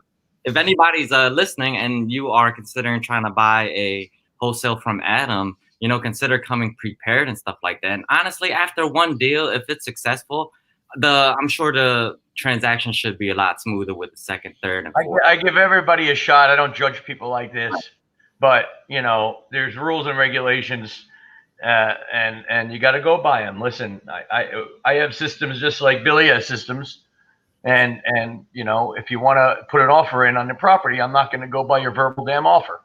Right. Sorry, and meet you at the closing table without signing contracts, or any of that BS that they try to pull. And a lot of these guys, you deal with. And listen, it's the Wild West in the boroughs, Brooklyn and Queens and the Bronx. It's a little different out east, in Long Island or Jersey, I'm sure, but it's a lot different here. You're dealing with a different caliber of people.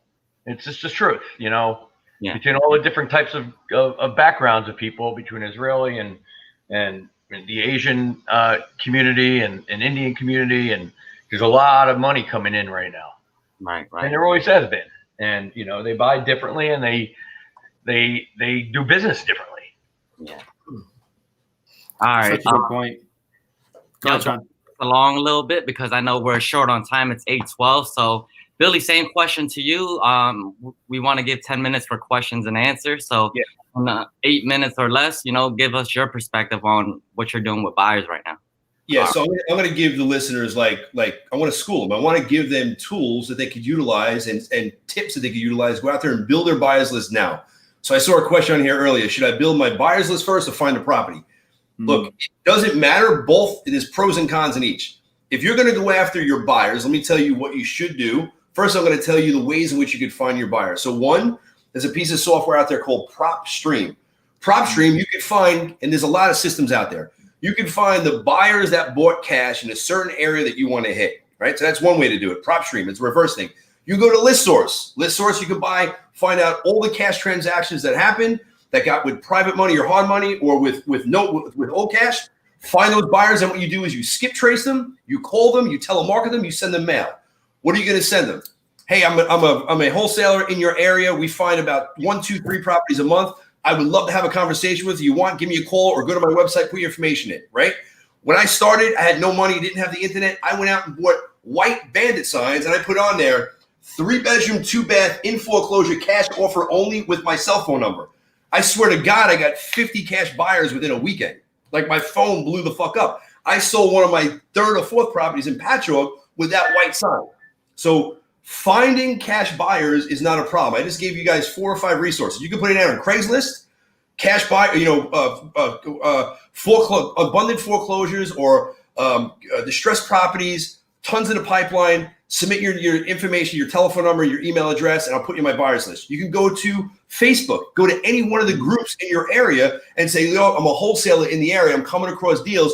Who's buying in Patterson, Long Island, Brooklyn, whatever? You'll get people hitting you that done deals. Now you could ask them what their corporation name is and do a little recon, as Adam was saying, to find out if they're real cash buyers, real people in the biz, or if they're just tire kickers. But the point is, in the beginning, is just to build your buyers list up. Yeah, absolutely. Build that shit. Like our shit is automated. We have a click of a button. It's text blast out. It's email out. It's phone call, voicemail out. Like our properties are sold 1 day, 1 hour on the market, 30, 40, 50 people there. Always over asking because it's a system. It's a process. That's how we got the girl Helen. We got her deal from 215 to 232 because she tapped into my system. One of the other things you could do is you have to figure out, if you have properties, you could sell it that way, or you could do the reverse thing. You could find the buyers first, really build a solid ass relationship with them. 5 buyers is all you need. You go in really with 5 buyers, find out what type of deals they look for, what style of homes, what area they want to go in. And then you reverse wholesale and you market in those areas. You door knock in those areas. You find vacant houses in those areas. You find the buyer, know their criteria and what they buy for. You then go and you find the property and you know if they're buying in that area at 170, 180, 200, and you're locking up the property at 180, you know you have a $20,000 spread in that deal. Right. Like it's reverse wholesaling. Right. So don't allow not having a buyer's list to hold you back. Don't allow not having properties to hold you back. You just need to get out there and take action. Take action. You guys are learning. Like we're spitting out some shit here tonight. You got to implement what we're throwing out. You guys are so lucky this is recorded. Billy, you want, you're giving us so many nuggets and tips and tricks.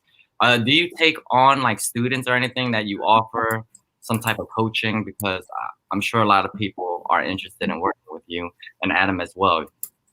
So, I used to take on paying students. Adam's not the guy. I did an event a couple of years back and it was phenomenal. And I gave the house away and I took on students. So I'm not right now taking on any students at this time. If they want to hit me up, my girl, Nicole, if they have deals, we will help them and we will get paid as we do.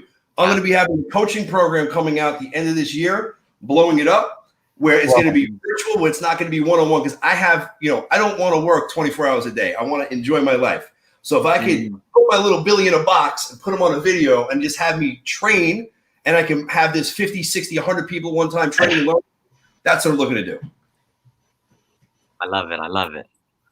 So make sure you guys, stay on the his IG and Facebook for that info. By the way, I'm going to be giving out their information and how you guys can get in touch with them here at the very end once we finish with the Q&A. All right. All right. So let's transition out of the Q&A. All right. So guys, what questions you guys have? Let's put them in the comment section. We're going to pin these up and we're going to do some rapid fire here. All right. This is a great question. How do I pick a good place to start wholesaling? Currently live in Brooklyn. I know, Billy, you kind of hit on this, but if there's anything else you want to add, and we'll start off. Go ahead, Billy.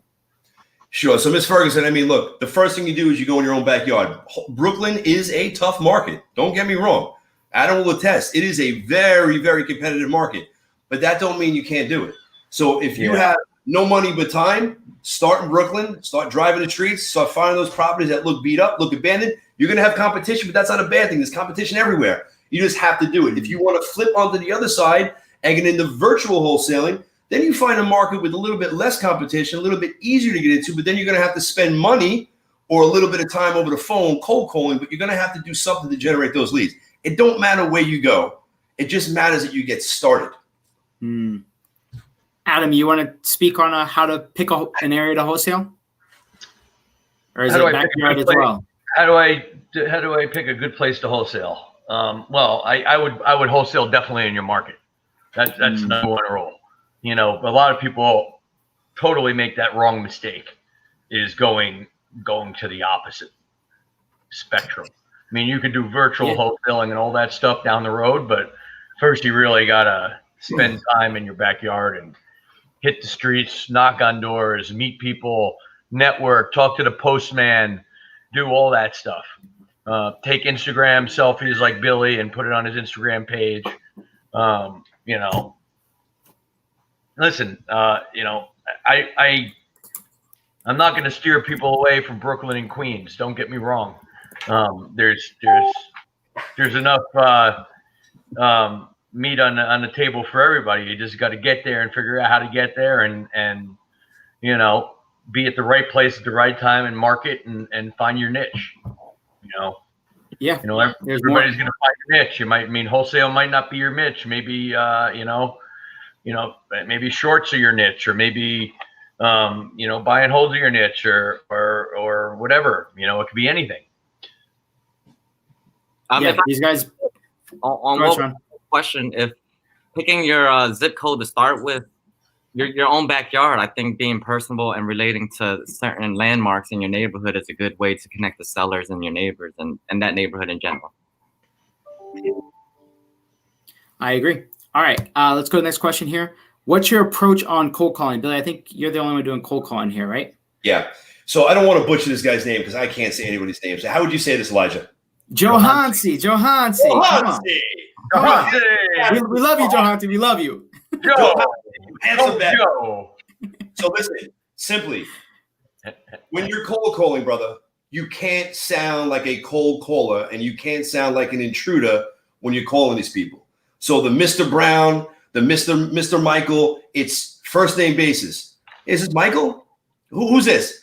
Michael, this is Johansson. You might not know me. I know this call might come out of the blue, but I was driving by a property 101 Main Street. You wouldn't happen to own that property, would you? Yeah, I own the property. What the hell you calling me for? I'm glad you asked. Listen, I was driving by. I saw the property look like it was vacant. Is the property vacant? Well, it is. I just inherited it. Reason why I'm calling is I'm a cash buyer in your area, and I'm looking to see if you'd be open to the idea of having a conversation just to see if we'd be a good fit. Is right now a good time to speak? Boom. And then you just go into it. If you call in with the word Mr. So-and-so, hi, is this Mr. Alvaro? Immediately you're a telemarketer. They're hanging up on your ass. So know this, Johansi. You're going to have to make a lot of calls. If you're doing this for vacants and they hang up on you, do not throw that lead away. You have got to take multiple different approaches. Text these people, call them from a different number. Like, don't give that lead up if it's vacant because there's money in that thing. Now, if you're cold calling a list, you're going to have to understand. You're going to make 100 phone calls. You're going to make 5 connects. You're going to get 1 application. The name of the game is the dials. How many, and you have to track your own KPIs, key performance indicators. How many dials is it going to take to get X amount of connects, mean a person to talk to? How many people do I have to talk to get an application? These are all your numbers. Track this shit on the spreadsheet. Then how many applications does it take me to get an actual appointment and close a deal?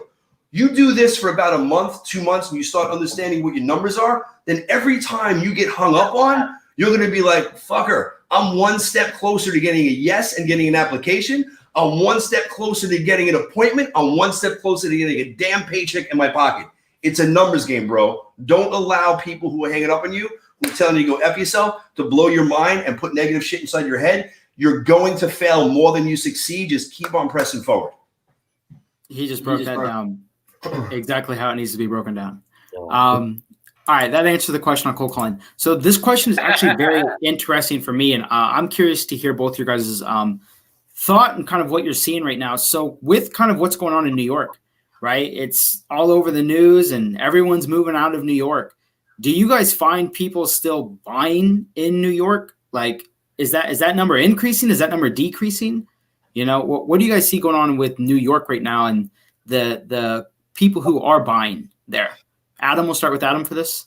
People are buying, and they're buying at the right price. You know, money's cheap. So why wouldn't they buy? You know, if you know, listen, it's this whole eviction thing is throwing this whole thing off in New York City.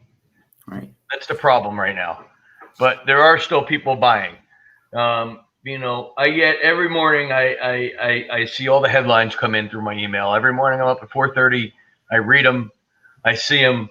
You know, I see what got sold, the highest, the best, the blah, blah, blah. You know, shit's down, of course. You know, Manhattan itself, horrible. You know, if you want to buy a Manhattan, go buy away, man. Take some of the best properties, and they're down 20% in Manhattan itself. Manhattan proper. Go to the boroughs, you know, they're down a little bit, but not as much. But people are afraid to buy things when people aren't paying rent because it's not a cash flow property or any kind of flow property. But they're buying properties that banks will loan on. Banks love loaning on commercial properties right now, what I'm told. I don't own any commercial properties, but anything over 4 family or 3 family or 4 family, whatever it is, you know, you could refi right out if you're buying in cash. You know, right. 3 or 4%, 5%. I mean, that's pretty good. Yeah, that's good feedback. With rates being low, I mean, there are still buyers. So, Billy, I heard you say that, you know, you're not really interested in buying occupied properties right now. And I mean, you are an actual buyer. So what are you seeing right now with buyers primarily in New York at this time? Yeah, so look, there are still buyers, Devin. I mean, the one thing I suggest is just go backwards, like I said earlier, and do a reverse wholesale. Figure out who's buying in the area. The last 6 months, if people are buying during COVID in the 5 boroughs, they're buyers. Now, you got to understand, the criteria they're going to buy on, there's going to be a little bit different. They're not going to, up until COVID hit, I would buy properties all day long with tenants that were not paying in those properties. Yeah. Because we have a process and a system to get them the hell out. COVID hit, government came in and put some real serious, you know, limitations on what we can do. And you're like stuck. So that whole market of taking that risk, it's dwindled. Has it gone away? No. So when you're marketing to the properties, try not to go after the ones that are occupied right now with tenants that aren't paying. those are going to be a pain in the ass to sell. But the ones that the houses are beat up, they just want to sell, buyers are still buying. They're buying at a discount in the city because we don't know where this thing is going to go. Long Island, the burbs, New Jersey, Connecticut, Pennsylvania, like these market areas are just exploding.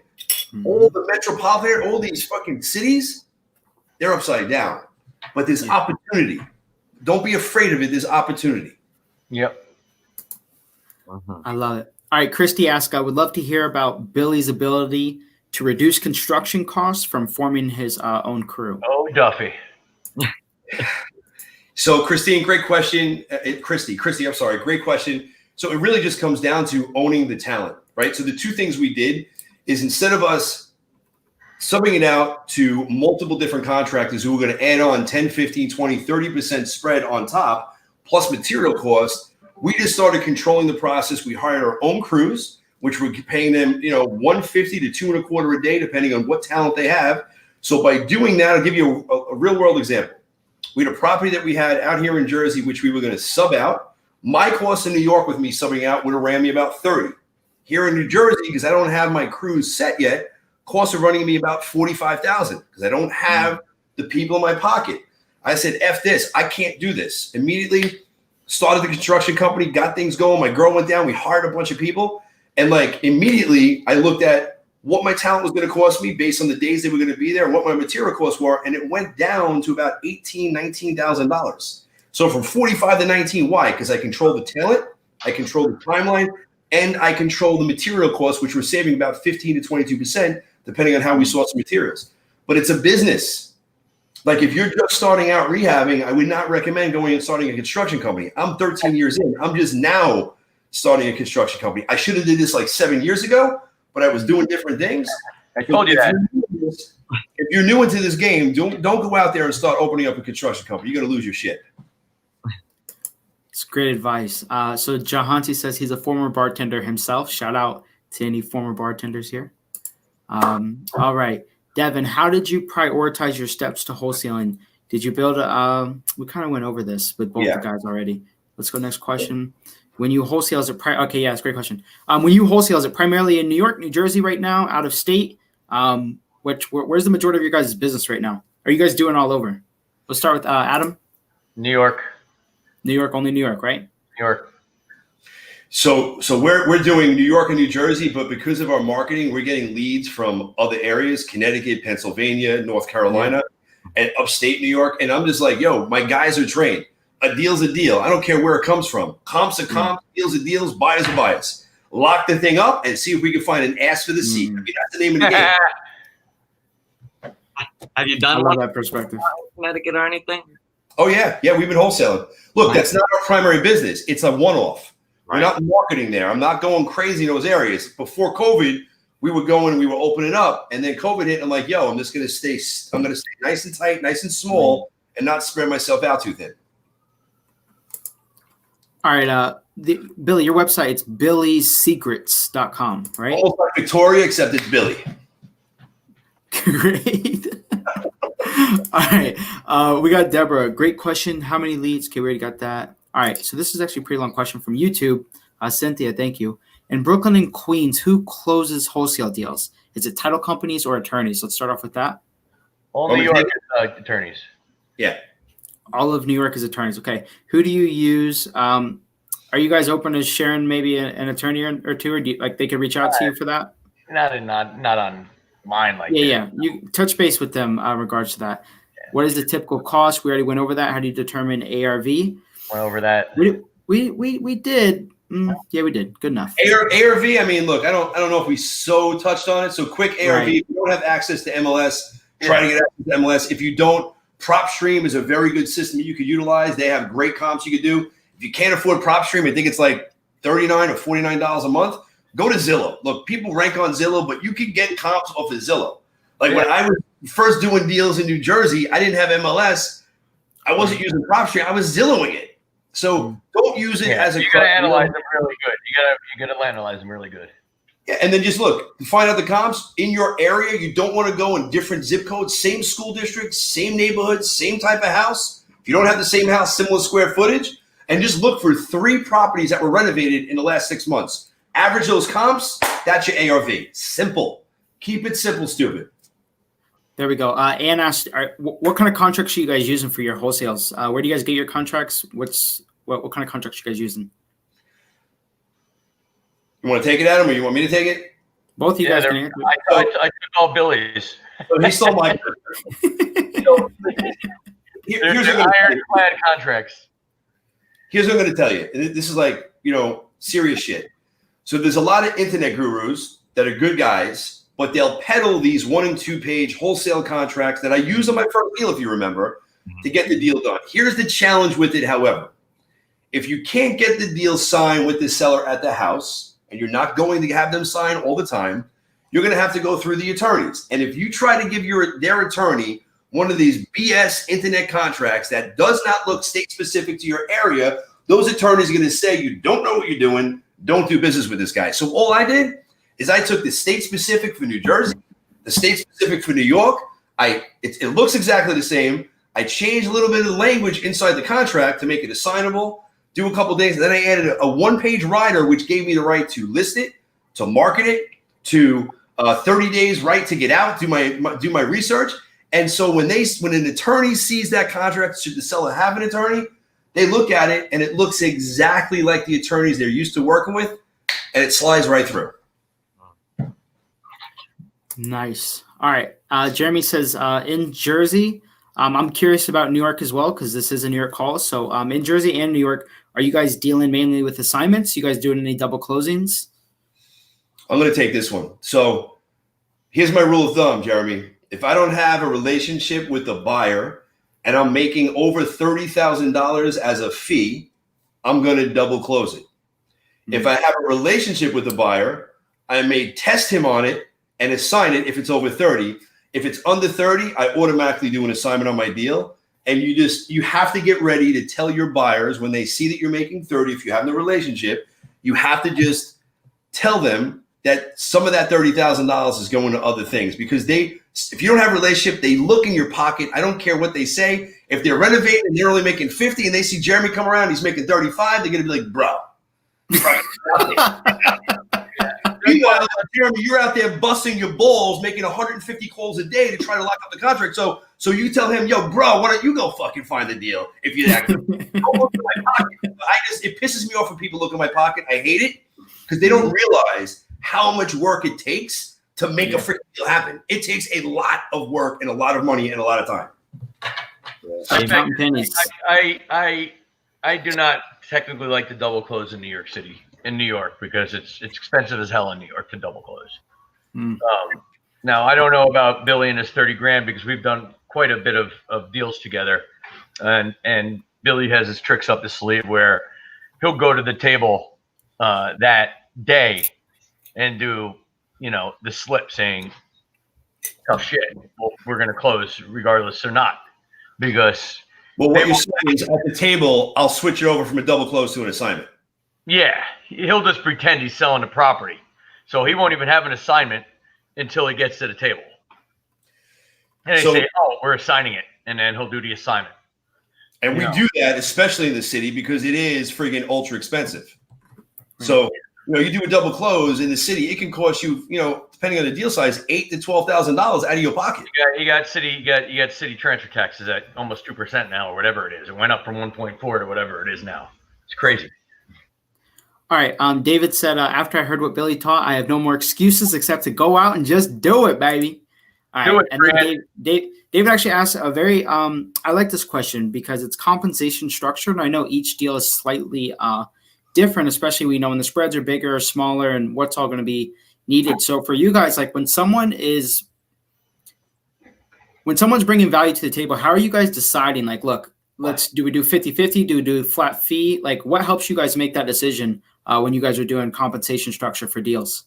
I'm gonna start off with this, Matt, if you don't mind. So it really comes down to if they're bringing in a deal, at what point do they bring in the deal? Are they giving me a lead the way Adam did that first deal him and I did together? He basically said, I took this lead over the phone. I don't know what the hell I'm doing. So like I had to take the lead. I had to run the comps. I had to go to the house. I had to do the analysis. I had to close the seller. So that's really like a bird dog fee, right? That's like a $2,500 to $5,000 depending on the deal bird dog fee. Then you have different levels where you might have a conversation over the phone. You got the deal locked up. You don't know what to do with it. You don't know if it's the right deal, but you're there.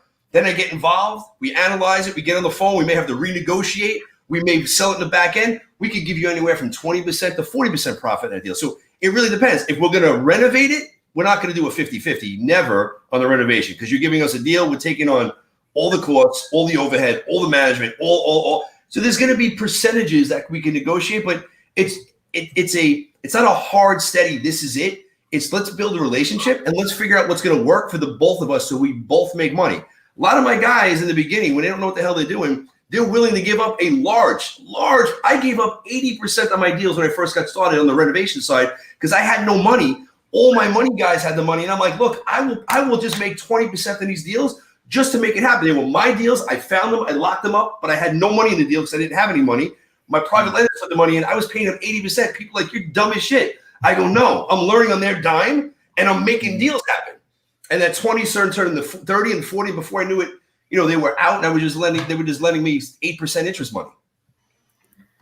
Beautifully said. All right, guys, we're going to make this the last question of the evening, and then I'm going to give out these guys' contact information. So real quick, guys, if you guys have gotten any value from this, if you guys have learned anything, if this has been a good time for you, please definitely hit that like and share button, spread this word. Wholesaling is a crazy business, especially for those who focus on it. So this is a good question here. How do you guys feel about wholesaling in Manhattan? Do you guys think investors will be intrigued once prices truly tank? So yeah, I'm curious about this wholesaling in Manhattan right now. Manhattan proper, like New York City, Manhattan, or I think that's what they mean, Manhattan. Yeah. I mean, proper for sure. Oh, Manhattan, tanking proper Manhattan. It has tanked. What do you mean? You can't get any cheaper than this right now. I mean, these are the same. These are prices are cheaper than World Trade Center. When the World Trade Center went down. I mean, prices are 20%. I think. I mean, I don't know the exact numbers, but if you got money, you could buy nice buildings right now. Really cheap.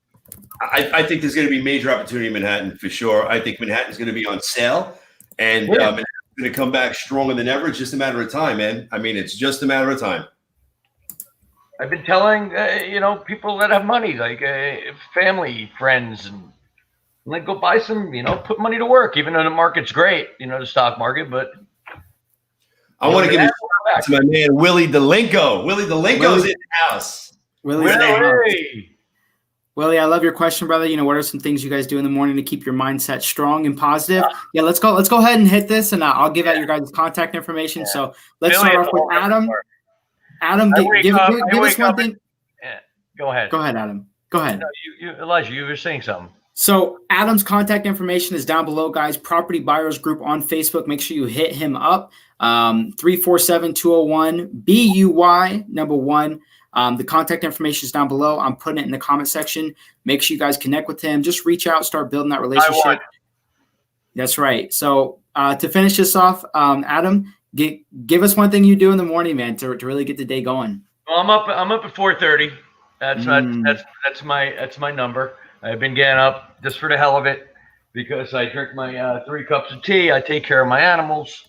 I watch the Kardashians. My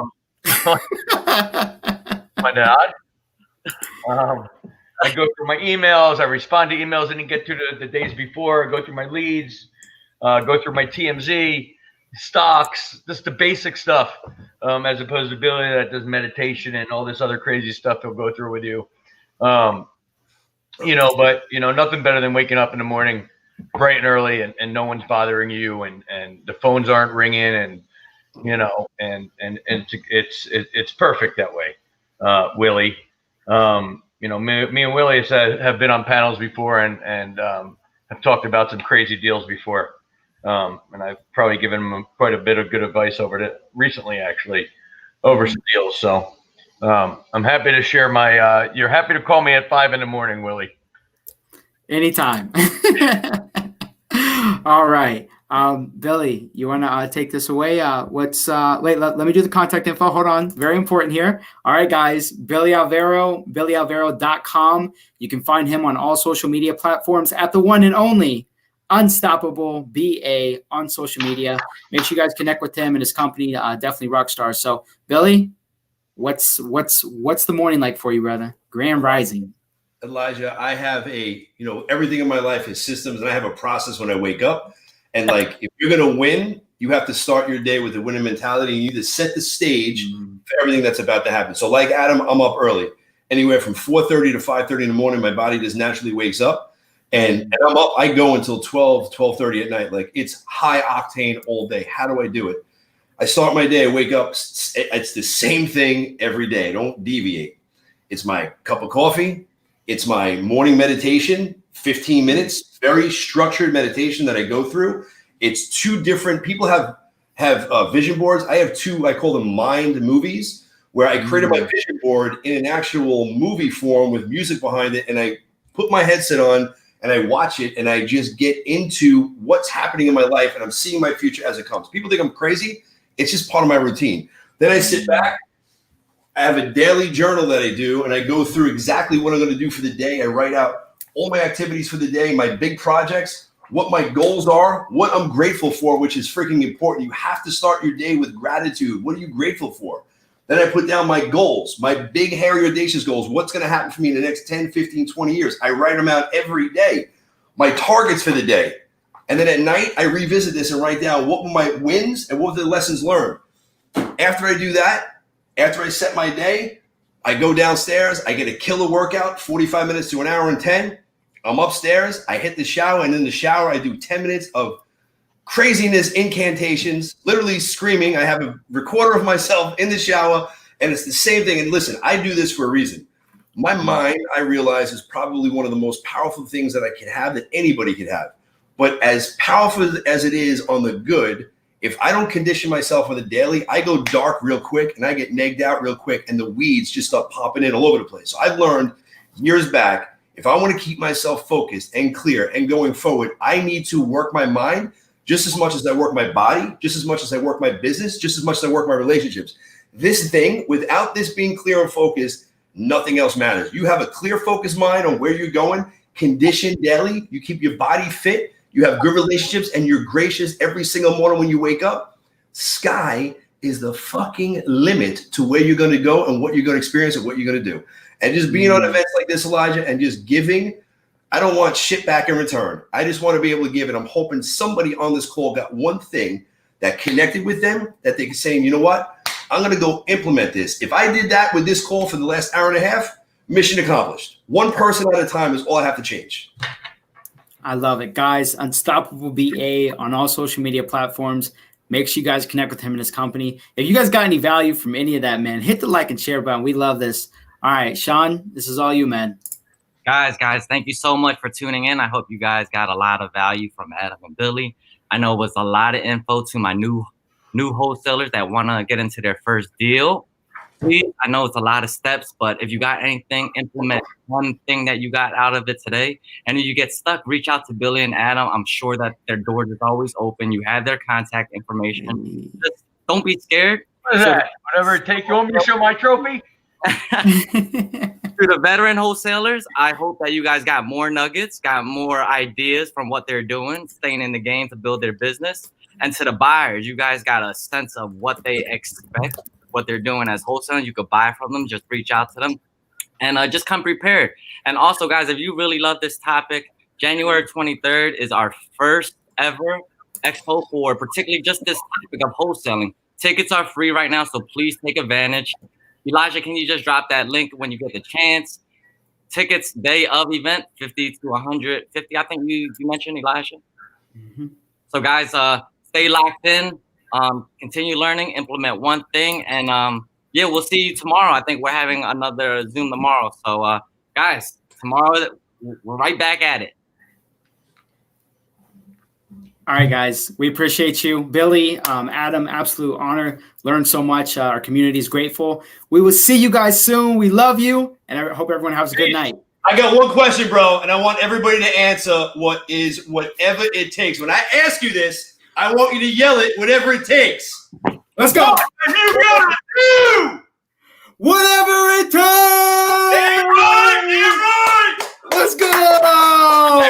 That's how you end the day, baby. That's I love how you it, end bro. the day. The tribe with good vibes. Thanks. I love this dude right here. Love it. Yo, peace out, guys. Crush it, my people. Crush it. All Crush it, my guys. We people. will see you guys on the next call. Have a great night. Crush it, my people. Thank you, Elijah. You're welcome, madam. I'll see you around, bro. Peace in the Middle East, buddy. Peace.